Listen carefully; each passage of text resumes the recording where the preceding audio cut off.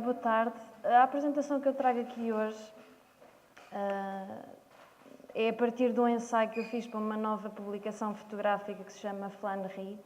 E essa publicação, por ter uma vertente cross-media, um bocado na sequência daquilo que o primeiro orador falou, ou seja, é uma publicação que tem uma matriz digital e que depois, no fundo, é convocado a distribuição.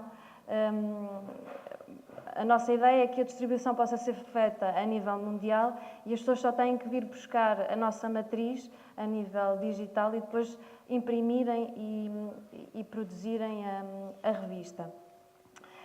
E nesse sentido era importante fazer uma análise, um texto que enquadrasse, no fundo, o paradigma que estamos a viver neste momento e que é a nível da fotografia. E que são os novos formatos editoriais, o que é que está à nossa disposição enquanto fotógrafos, essencialmente a nível daquilo que é o trabalho freelancer. E quando eu comecei a pensar, no fundo, a linkar uma série a minha investigação, comecei a pensar também em mim própria, eu, Ana Pereira, fotógrafa, e eu, Ana Pereira, ser social que anda por aí pelo mundo, por este mundo tecnológico, como é que me posiciono perante tanto as redes sociais como as redes de divulgação de imagens e de trabalho. E então comecei a pensar, não sei para onde é que eu tenho que apontar, onde é que eu estou representada. Então eu tenho uma conta Gmail, tenho uma conta no Facebook, tenho um perfil aparentemente mais profissional, que é o LinkedIn, depois tenho um blog no WordPress, depois tenho um site que raramente atualizo, porque não sou muito expedita nas artes do HTML e afins. Tenho uma conta Twitter, que nunca atualizo porque acho muito aborrecida, mas estou lá na mesma. Tenho agora um perfil Beyoncé, por causa do Rui Magalhães. Tenho também agora uma conta no Vimeo, que me permite fazer uma distribuição daquilo que é os conteúdos multimédia das minhas formações enquanto fotógrafa.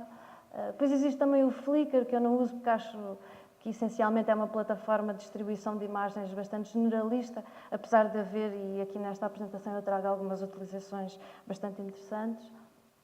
Depois existe também o Tumblr, onde eu não estou, mas que também é uma plataforma muito interessante de divulgação de imagens.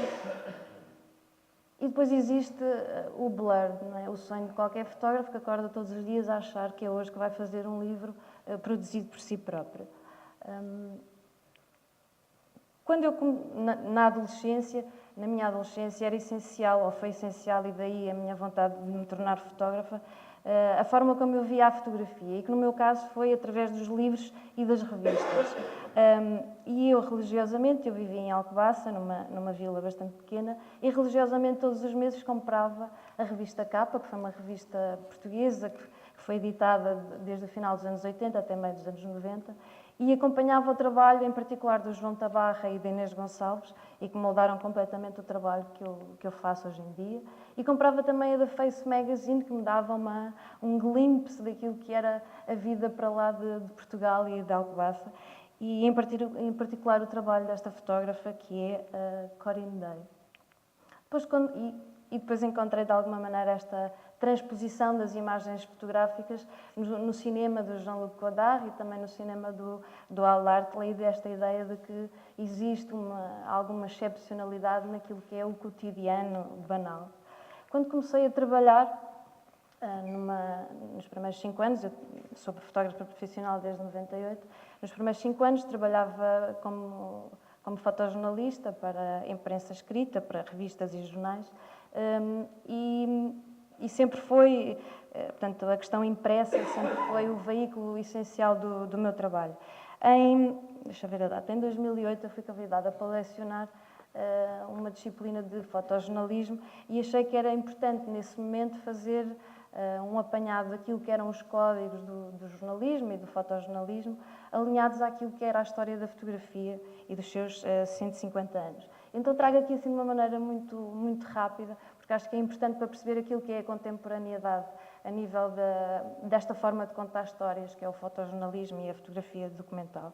Então eu trago o trabalho do Roger Fenton, que é considerado um dos primeiros fotógrafos de guerra do mundo. Ele era um fotógrafo inglês que foi contratado pelo exército inglês para fazer a cobertura da guerra da Crimeia, na qual estava a Inglaterra, a França, e o Império da Sardanha a lutar contra o Império Russo. Só que ele, como era contratado pelo exército inglês, a ideia era ele estar a fotografar uma guerra sem mostrar qualquer tipo de vestígios de guerra, porque a ideia era as imagens servirem servirem para alimentar os ânimos dos soldados ingleses que já lá estavam há muitos anos. Depois, o trabalho do Matthew Bradley, que é um fotojornalista americano, e assim faz a primeira cobertura na qual é visível aquilo que são as evidências da guerra, com destruição, com mortos, e o que ele faz é a cobertura da Guerra Civil Americana.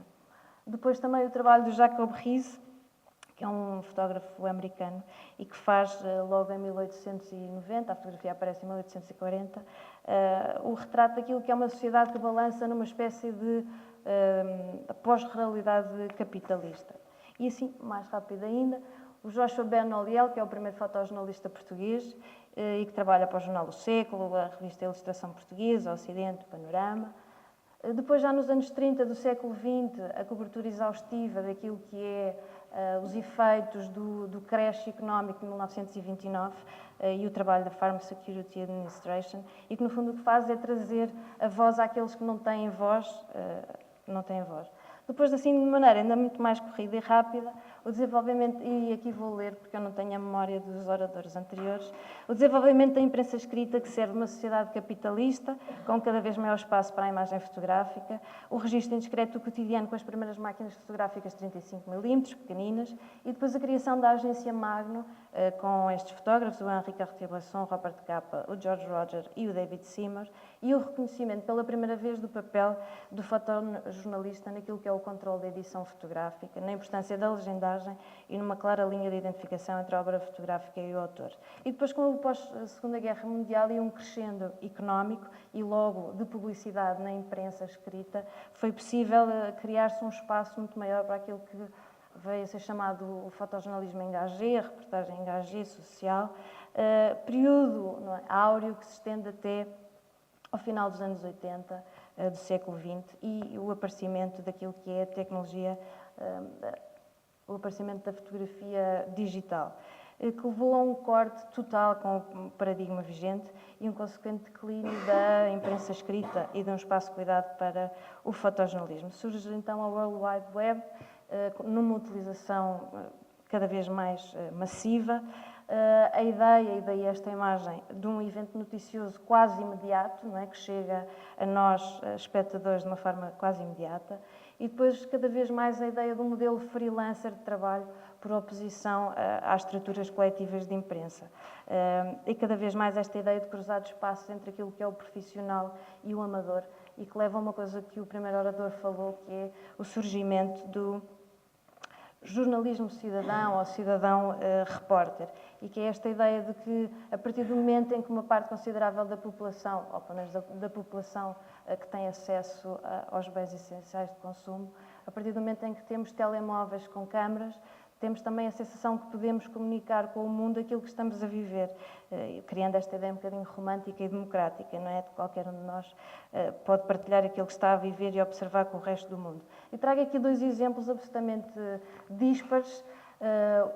Começo pelo caso mais ligeiro, que é a imagem do lado esquerdo, e que é a ideia de que este jornalismo cidadão chega em 2010 aos prémios World Press Photo, que são os prémios mais importantes a nível de fotojornalismo mundial, e é a primeira vez os mineiros chilenos, quando estão no cativeiro, têm máquinas fotográficas e registam o seu cativeiro. E em 2010 o World Press Photo abre uma menção honrosa para essas imagens. E é interessante naquilo que é o paradigma do jornalismo e do fotojornalismo, não é? Porque de alguma maneira a notícia torna-se ela própria mensageira, não é? E é um momento particular. E depois uma visão absolutamente drástica deste nosso acesso no fundo, à tecnologia, e que são as imagens da prisão de Abu Ghraib, acho que é assim que se diz, não tenho a certeza. E no fundo, foi a partir do momento que os soldados fizeram o registro das atrocidades que cometiam aos prisioneiros iraquianos, e o facto de divulgarem de uma forma aparentemente inocente pelos seus amigos, as imagens do que faziam, foi a partir daí que foi possível a todos nós chegarmos a estas imagens. E depois, de uma outra forma, passando por uma coisa um bocadinho mais ligeira e interessante, e neste sentido deste mundo em que cada vez mais temos todos acesso às ferramentas tecnológicas de criação de imagem, trago o trabalho de um senhor que é o John Chase, e este novo paradigma de comunicação, que é a ideia do visual researcher, que é uma espécie de antropólogo visual. E o que ele faz em determinada altura, primeiro por uma empresa que era a Nokia, ele andava pelo mundo, por várias comunidades e sociedades, a fazer um mapeamento visual daquilo que eram os hábitos de cada sociedade em relação aos hábitos de literacia face aos números e face às letras. E o que ele fazia depois era produzir documentos visuais e analíticos, né, das conclusões a que ele obtinha, que depois vendia à Nokia, que depois produzia produtos perfeitamente ajustáveis às comunidades consoante os seus níveis de acesso à comunicação. E depois chegamos aqui a um ponto importante, tenho que vir aqui, que é, a partir do momento em que os suportes clássicos, né, de distribuição de conteúdos fotojornalísticos, os jornais e as revistas, a partir do momento em que começam a ter orçamentos menores para financiar os fotojornalistas e para publicar reportagens fotográficas de investigação e prolongadas no tempo, surge a noção de que o caminho é chegar a um público, nós, não é? Que essencialmente acede ao mundo através da internet e que isto, na minha opinião, quer seja por influência do cinema blockbuster, dos videojogos ou desta nova forma e deste novo acesso que nós temos à comunicação, só quer visualizar conteúdos multimédia.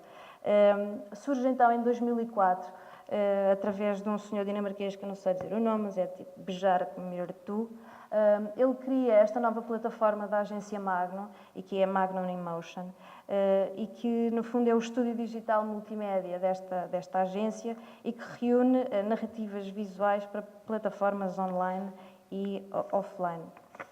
O mesmo Bjarke cria em seguida uma outra estrutura, que é a Story Planet, e que, segundo as palavras dele, o objetivo é desenvolver 3 coisas: uma ferramenta que torne fácil transformar qualquer ideia numa bela história visual, uma comunidade onde os contadores de histórias possam colaborar e, finalmente, uma plataforma de desenvolvimento na qual os programadores possam modificar e aumentar os nossos serviços. Muito importante também nesta nova estrutura de jornalismo multimédia e de narrativas cinemáticas é o americano Brian Storm e esta estrutura que ele também desenvolveu, que se chama Media Storm. E, por último, também mais outra, que é a Bombay Flying Club. Estamos aqui. Mais uma vez, e de forma a sintetizar a importância desta nova forma de comunicação, em 2010 também a World Press Photo assume pela primeira vez esta nova categoria, que é o multimídia, com 2 novas categorias, que são as produções lineares e produções interativas. Sobre aquilo que é o futuro, no fundo, da fotografia e das histórias fotográficas neste novo mundo multimédia. Há pouco tempo, numa revista, num jornal que tem também uma plataforma impressa e uma online, que é o British Journal of Photography, foi publicado um ensaio sobre uma série de conferências que aconteceram no Netherlands Photo Museum, na qual se tentava pensar qual é, no fundo, o caminho para os fotojornalistas e para esta forma de contar histórias. E parece-me importante só aqui alguns dados. Um deles, através de um estudo produzido pela Rádio Nacional Dinamarquesa, foi demonstrado que apenas 19% das pessoas entre os 12 e os 39, uma parte considerável das que estão aqui, só apenas 19% vê um programa diário de televisão e apenas 5% vê notícias na televisão. Quando estão online, procuram primeiro entretenimento, depois sociabilização e só num grande e distante terceiro lugar procuram informação. E então, em forma de síntese, estas plataformas que eu falei anteriormente, de conteúdos cross-media, não é? Têm cada vez mais um espaço maior de comunicação, produzem objetos multimédia de caráter documental, não são fictícias, a ideia é falar daquilo que é a realidade, mas têm que utilizar, no fundo, técnicas hollywoodianas de narrativa cinematográfica, porque senão não conseguem cativar as audiências que, de facto, só têm 10 segundos, porque é isso que nós despendemos por cada página. São 10 segundos que nós despendemos para sermos atraídos ou não, porque senão clicamos e mudamos de página. Paralelamente a este mundo online, multimédia, existem também cada vez mais, ou seja, os fotógrafos continuam a procurar formas alternativas de financiar o seu trabalho. E realmente a forma de fazê-lo é através da internet. Existe então esta nova forma de financiamento que se chama Crowdfund Visual Journalism, e este é um dos sites possíveis, que é o Emphasis. E este trabalho que eu trago aqui é de um fotojornalista português que trabalha para a Capa, para uma agência portuguesa, que é a Capa, e é o João Pina, e este trabalho chama-se Shadow of the Condor Brasil. E basicamente o que é possível é, no fundo, no retângulo preto, é visualizado um vídeo que tem uma narração em voz off do João, no qual ele explica qual é o projeto, de onde é que vem, o que é que ele já fez, quais são os objetivos, o que é que ele ainda vai fazer, o que é que ele gostaria ainda de fazer. E depois no painel do lado direito aparece de que forma é que a audiência online que esteja interessada no trabalho, de que forma é que pode financiar este trabalho, e aparecem os vários produtos que cada um de nós pode comprar e assim financiar o João para que ele possa continuar a fazer o trabalho da Shadow of Condor. E um dos objetos que é possível comprar é o livro. E isso leva-me a uma outra questão que é, no fundo, neste novo paradigma digital, multimédia, tem havido, de alguma maneira, um ressurgir daquilo que é a importância do livro fotográfico, do livro impresso. Em 2004 foram publicados estes 2 volumes, no fundo uma compilação histórica da história do livro fotográfico, pelo fotógrafo Martin Parr e pelo historiador Gary Badger. E só como exemplo, o único livro português que aparece nesta compilação é um livro chamado Lisboa, Cidade Triste e Alegre, do Vítor Paula e do Costa Martins, um deles designer, não é? E paralelamente, há cerca de 2 meses, foi lançada uma discussão muito interessante a nível mundial, uma discussão cross-blog discussion, não é? Uma discussão internética, sobre aquilo que será o futuro, né, deste livro fotográfico. E emergem desta discussão 3 questões essenciais. Como é que é criado este livro, como é que é financiado e como é que vai ser consumido, isto num espaço de 10 anos. Eu tenho que ler. Atravessando estas novas formas de publicação, os textos digitais, o print on demand, o self-publishing, a autopublicação, a distribuição online, a discussão sobre o futuro do livro fotográfico, nesta discussão global, assenta numa lógica de produção do it yourself, não é?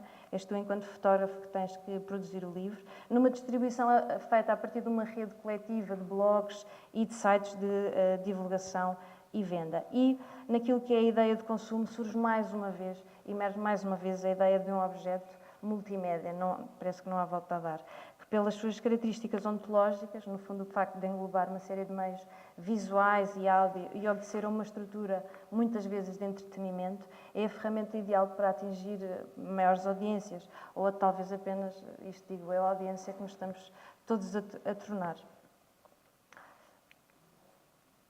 E, entretanto, já vou para o fim. Eu só queria deixar, pronto, mesmo para finalizar, no fundo, o que eu deixo são só algumas questões, que é a ideia de que, neste momento, a grande questão, independentemente das questões da impressão, do online, do multimídia, é importante pensar que a grande dificuldade é passar esta proliferação de gadgets, de aplicações, de ferramentas de construção de sentido, de plataformas de distribuição, de redes sociais que estão colocadas à nossa disposição. E pensar que efeito terá realmente na vida e sobrevivência dos criadores, não é? Nós que estamos aqui, este aparente novo acesso e esta aparente capacidade de autoprodução. E o que eu questiono é conseguiremos realmente construir projetos que nos financiem, não é? Que nos permitam continuar a pensar e a trabalhar, ou o espaço real, no final das contas, de divulgação, continuará a ser exclusivamente para as estruturas maiores e que já são reconhecidas pelo mercado.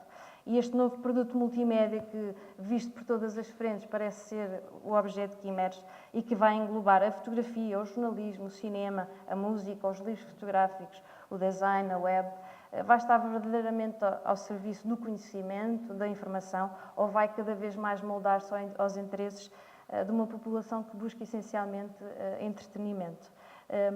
E deixo, pronto, se depois tiverem interesse, este documentário, que é bastante longo para mostrar aqui, tem 1h20, e que é um documentário que pode ser encontrado num site chamado The Creators Project, e que, no fundo, questiona esta ideia se esta revolução digital está, de facto, a ajudar ou está realmente a matar a criatividade.